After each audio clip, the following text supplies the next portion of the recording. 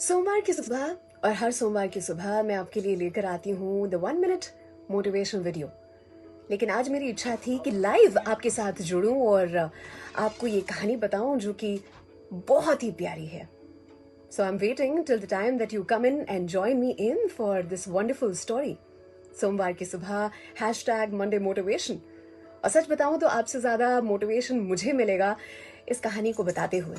I think it's a beautiful video story जो कि viral होने को है।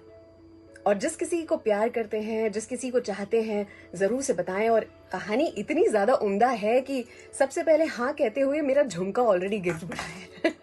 सो कह सकते हैं कि मेरी स्टोरी ऑलरेडी कायनात ने स्वीकार कर ली है, राइट?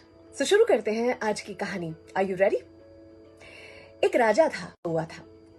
एक राजा था जो कि बहुत ही घने जंगल में फंस चुका था। उसे बहुत प्यास लगी थी और वहां पर एक लकड़हारा था जिसने उसे पानी पिला दिया। और ये जो राजा था उसने धन्यवाद कहते हुए उस लकड़हारे से कहा कि कभी ऐसे ही यूं ही मेरे राजमहल आ जाना, मैं तुम्हें इनाम देना चाहूंगा। वो लकड़हारा तो बड़ा खुश हो गया और एक दिन ऐसे ही चलते चलते वो वाकई में राजमहल पहुंचा। उसने राजा को याद दिलवाया कि मैं वही लकड़हारा हूं जिसने आपको उस दिन पानी पिलाया था। राजा को जैसे ही याद आया वो बड़े खुश हुए। वो सोच में पड़ गए कि इस दरिद्र लकड़हारे की मैं क्या मदद कर सकता हूं। और फिर उन्हें याद आया कि उनके पास एक चंदन का बाग है जहां पर ढेर सारे चंदन के पेड़ हैं। उन्होंने वो चंदन का बाग उस लकड़हारे के नाम कर दिया। वो लकड़हारा इतनी सारी लकड़ियां देखकर बिल्कुल बौरा उठा। उसे लगा कि इतनी सारी लकड़ियां, इसको काट के कितना सारा कोयला बन पाएगा। और धीरे धीरे उसने वही किया। उसे सोचा कि आजीवन यहां पर रह सकता हूं। ये लकड़ियों को काट काट के उसमें से मैं कोयला बनाऊंगा, बेचूंगा और आजीवन पेट पाल पाऊंगा। बहुत समय बीत चुका और उसके बाद कुछ ही चंदन के पेड़ बचे थे। वो लकड़हारा भी सोच में पड़ा हुआ था कि पता नहीं कैसे हो पाएगा ये, आजीवन कैसे यहां पर रह पाऊंगा, क्योंकि कुछ ही चंदन के पेड़ बचे हैं। और राजा को उसका विचार आया। राजा ने सोचा कि क्यों ना इस लकड़हारे की पूछताछ की जाए और कैसा है उसके हालचाल देखे जाए, और साथ ही अपने चंदन का जो बाग है वहां पर सैर भी करके आ जाऊं। तो राजा पहुंचे और दूर से उन्हें क्या दिखा? उन्हें दिखा कि वहां से धुआं निकल रहा था। साथ ही उन्हें यह भी दिखा पास आते ही कि चंदन जल रहा था। वो जगह जो थी बिल्कुल वीरान हो चुकी थी, बंजर हो चुकी थी। बहुत ही कम पेड़ बचे थे। उन्होंने इस लकड़हारे को देखते ही पूछा, ये तुम क्या कर रहे हो? लकड़हारे ने जैसे ही राजा को देखा वो उनका सत्कार करने के लिए उठा। और इतने में राजा ने उससे कहा कि ये तुमने यहां पर किया क्या है? लकड़हारे ने धन्यवाद कहते हुए कहा कि राजा जी, आपने ये जो किया है ना, उसी की बदौलत मैं अब तक जिंदा रह पाया हूं। पर अब बहुत ही कम चंदन के पेड़ बचे हैं। कृपया कर अगर ऐसा कोई दूसरा बाग हो तो वो भी मुझे दे दीजिए। राजा समझ गए कि आखिर हो क्या रहा था। राजा ने कहा कि ये सारा कोयला जो तुमने बनाया है ना, वो यहीं कहीं छोड़ दो।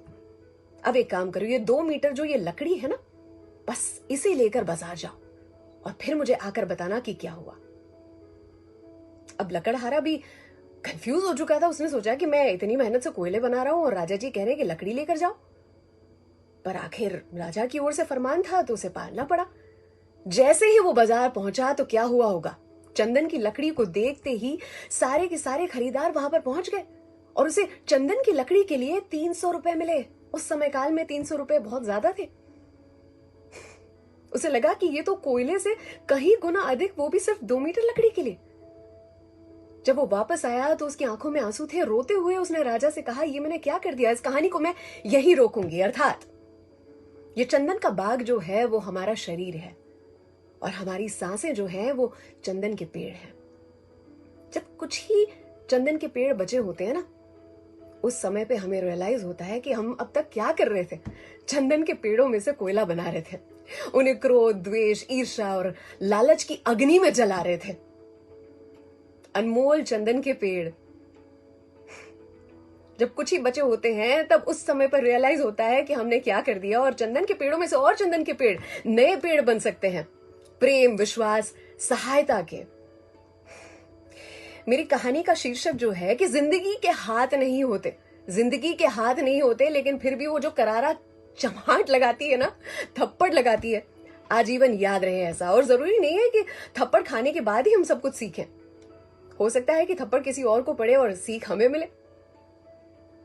अगर आपको मेरी ये कहानी पसंद आई है तो जरूर से, जिनके लिए केयर करते हैं उन्हें जरूर से शेयर करें। कहीं ना कहीं कहने की बड़ी इच्छा हो रही है कि इस कहानी से हम ये भी सीख सकते हैं कि मास्क पहने। मैंने माइक को पहना रखा है। सलाम, दुआ, वणकम, प्रणाम, सत श्री अकाल। केम छो, सारू छे? अमदावाद ज नहीं, विश्व आखुई मारू छे। How are you? Fine? Not only Ahmedabad, the entire world is mine. Translation for you. अर्चना की ओर से